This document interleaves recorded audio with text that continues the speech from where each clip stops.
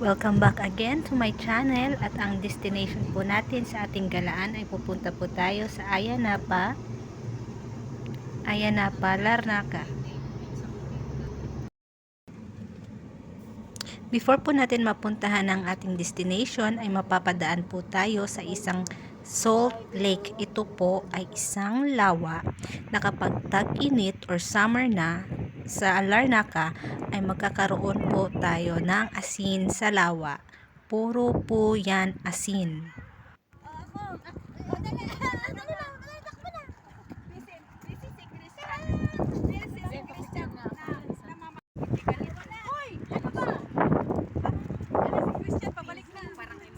Marunong ka ba? Ayun o, si Joanne. Johanna. Kumuha ako ng asin. Look at this. Proof to prove. And so, sa makikita nyo ay nandito po tayo sa Ayanapa Museum Sculpture. Kung makikita nyo, may mga inuukit po na ibang mga disenyo na gawa sa isang bato.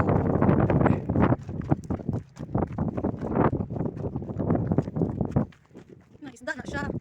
And then, kini.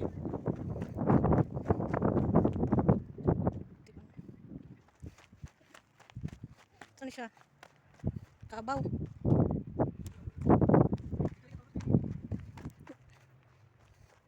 Wait a minute.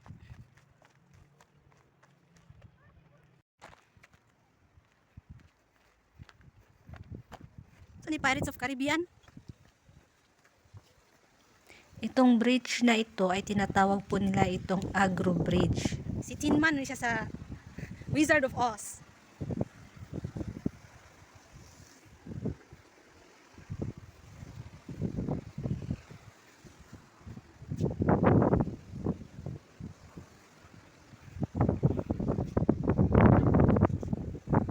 Is this Mark? I don't know. So who are you? You are Jason, hero and leader of the Argo and Argonauts in quest for the Golden Fleece, son of Aeson married to Medea. Okay. Siya pala hubog guro ni ba? Cactus Park. And who are you? Ay. Ang vandalism mo.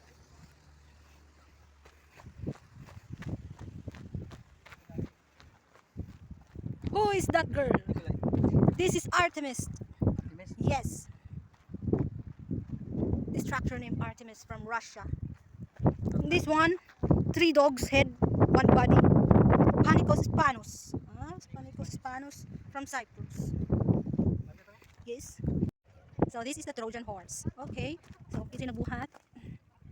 Ahmadi Said from Iran. So sa Iran siya kikan. Ako nga, hindi ka marunong. So, the next destination po natin ay ito po yung Love Bridge na binibisita ng maraming turista. Ito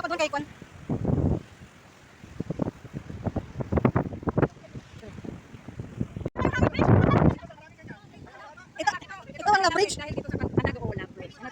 Bago lang nga, June 22. Papa, Daddy, Sophia, Eleni. So siya doon. Ito, luma-luma na ako. Heart. Ito, social ko doon. Ang ganda rin. Married kaya na pa. Vandalism.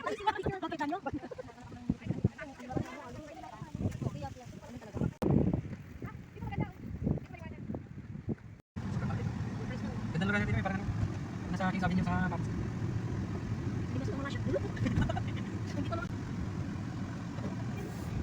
So our next destination is pupunta po tayo sa Cavo Greco. Malayo-layo po yung Cavo Greco, sobrang layo po para sa akin. Ang Cavo Greco kasi ay parang last boundary na po siya ng Cyprus at saka yung North Cyprus. Kasi yung North Cyprus ay hindi na po siya bahagi ng Cyprus kasi bahagi na po siya ng mga Turkey eh. Ayun lang, Prince.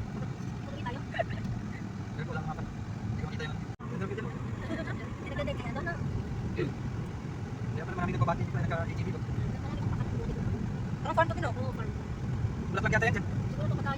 Twitter.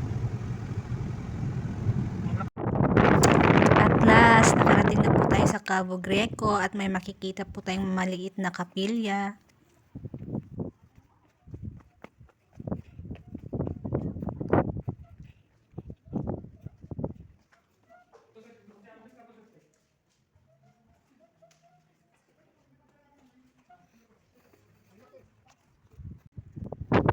Lakad-lakad muna ng kaunti at bababa tayo dyan. At dyan mo makikita yung sea cave nila.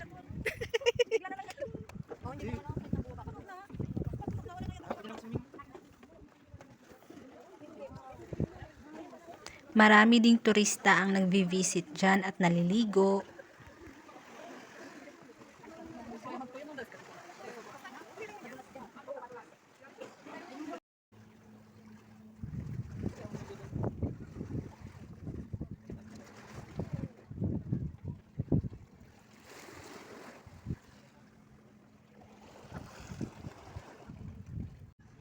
Asin to. This is asin.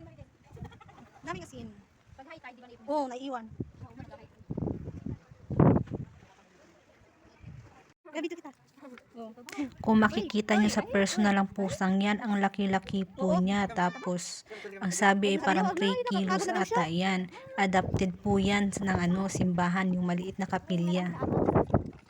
Ganda yun. Sipa kayo dyan.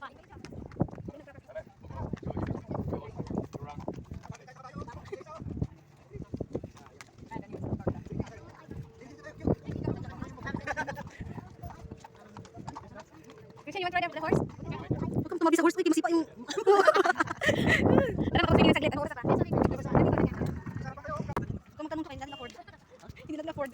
Ito na po yung last destination namin, ang Aya Napa Marina, kung saan may nakadaong dito ng mga private na yate, mga high-end na yate. Huwag na kayo mag-discount. Hindi naman kayo makupulo mag-discount. Ang daming maganda dito kasi Limasul.